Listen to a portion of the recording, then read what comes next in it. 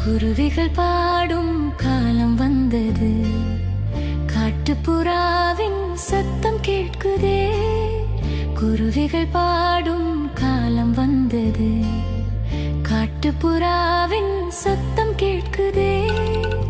அத்திமரம் காய் காய்த்தது, திராட்சை செடி பூ பூத்தது. அத்திமரம் காய் காய்த்தது, திராட்சை செடி பூ பூத்தது.